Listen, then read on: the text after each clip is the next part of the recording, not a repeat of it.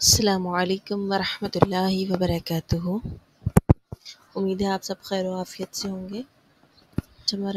آج ہمارا لیسن ہے فل ماؤتھ را، یعنی کہ وہ را جس کو ہم موٹا کر کے پڑھتے ہیں، باہری کر کے پڑھتے ہیں، ٹھیک ہے۔ ویسے را پڑھنے کی دو کنڈیشنز ہوتی ہیں، ایک را پڑھا جاتا ہے باریک، جیسے را سے ری، اور ایک پڑھا جاتا ہے موٹا را، جیسے را زبر را یا را پیش رو، ٹھیک ہے۔ تو یہ دو کنڈیشنز ہوتی ہیں، یعنی ایک را باریک ہوتا ہے اور ایک را موٹا ہوتا ہے۔ تو اب ہم یہ پڑھ رہے ہیں کہ کس وقت را کو موٹا پڑھا جاتا ہے، ایسی کون سی کنڈیشنز ہوتی ہیں کہ جب را موٹا ہو جاتا ہے، اور وہ کون سی کنڈیشنز ہوتی ہیں جب را باریک ہو جاتا ہے۔ تو فی الحال ابھی ہم وہ والی کنڈیشن پڑھ لیتے ہیں جس میں را کو ہم موٹا کر کے پڑھتے ہیں۔ کنڈیشن کو، را کے اوپر جب زبر ہوتا ہے، پیش ہوتا ہے، دو زبر ہوتا ہے، دو پیش ہوتا ہے، کھڑا زبر ہوتا ہے، الٹا پیش ہوتا ہے، یا پھر را مشدد ہوتا ہے۔ مشدد میں نے آپ کو سمجھایا تھا پہلے بھی کہ جس حرف کے اوپر تشدید ہوتا ہے اسے مشدد لیٹر کہتے ہیں۔ تو اگر را کے اوپر تشدید ہوا تو مشدد را ہو جائے گا، ٹھیک ہے۔ تو اگر مشدد را ہوتا ہے تو ان ساری کنڈیشن میں ہم نے را کو پر پڑھنا ہوتا ہے، یعنی کہ موٹا پڑھنا ہوتا ہے۔ آپ کو اگزامپلس میں نظر آ رہا ہوگا، جیسے یہاں پر را کے اوپر زبر ہے تو اس کو پڑھیں گے غبارۃن، غراتن۔ اسی طرح یہاں پر پیش ہے تو اس کو پڑھیں گے غفورن۔ اسی طرح را کے اوپر کھڑا زبر ہے تو اس کو ہم پڑھیں گے ذکرا۔ اسی طرح یہاں را مشدد ہے تو اس کو ہم پڑھیں گے مستقرن، مستقرن، قرن، ٹھیک ہے۔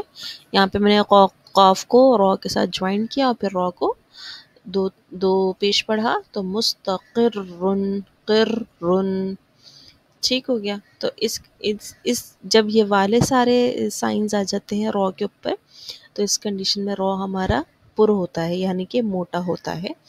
ان ساری کنڈیشن میں ہم نے را کو موٹا پڑھنا ہوتا ہے۔ اچھا، اب دوسری کنڈیشن کیا ہے را کو موٹا پڑھنے کی؟ دوسری کنڈیشن یہ ہے کہ را اگر ساکن ہے، ساکن میں نے آپ کو بتایا تھا جس حرف پر جزم ہوتا ہے اسے ساکن حرف کہتے ہیں۔ تو اب جس را کے اوپر جزم ہو تو وہ پھر ساکن را ہوا، ٹھیک ہے۔ تو جس را کے اوپر جزم ہوتا ہے یعنی کہ ساکن را ہوتا ہے، اور اس سے پہلے اگر ہمارے پاس زبر ہے، پیش ہے، ٹھیک ہے، تو ہم اس وقت بھی را کو موٹا پڑھیں گے۔ کنڈیشن کیا ہے؟ را ساکن ہو لیکن را سے پہلے جو ہے ہمارے پاس جو سائن ہو وہ زبر ہو یا پھر پیش ہو تو را کو ہم نے موٹا پڑھنا ہوتا ہے، یعنی کہ تھک کر کے پڑھنا ہوتا ہے۔ اچھا جی، تھرڈ کنڈیشن کیا ہے ہمارے پاس؟ تھرڈ کنڈیشن ہمارے پاس یہ ہے کہ ہم نے اگر را کو جو ہے اسٹاپ کرنا ہوتا ہے، یعنی کہ وقف اگر آ جاتا ہے، یہاں پہ آپ کو نظر آ رہا ہوگا یہ چھوٹا سا سرکل ہے، ٹھیک ہے، یہ وقف کی صورت ہوتی ہے قرآن پاک میں جب ہم وقف کر رہے ہوتے ہیں، آیت جہاں پر آ کر ہماری کلوز ہو جاتی ہے تو وہاں پر ہم ڈیفینیٹلی وقف کرتے ہیں۔ تو وہاں پر اگر را آ جاتا ہے، چاہے وہ زیر میں ہو چاہے وہ پیش میں ہو، لیکن چونکہ وہ را اسٹاپ پر ہے، ٹھیک ہے، ساکن پر ہے، تو ہم کیا کریں گے، اس را کو ہم نے تھک کر کر پڑھنا ہے، ٹھیک ہے۔ لیکن کنڈیشن یہ ہونی چاہیے لازمی کہ وہ جو را ہے، را سے پہلے والا جو الفابیٹ ہے، را سے پہلے والا جو حرف ہے وہ حرف ساکن ہونا چاہیے، ٹھیک ہے۔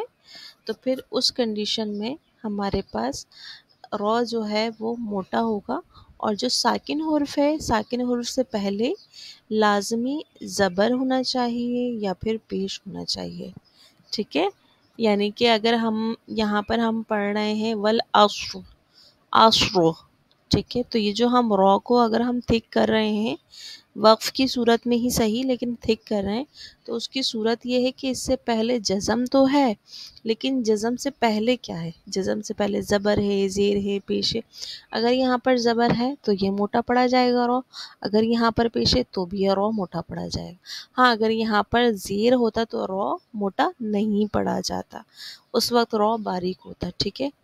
والعصر، اسی طرح من نور، والفجر، عصر، ٹھیک ہے۔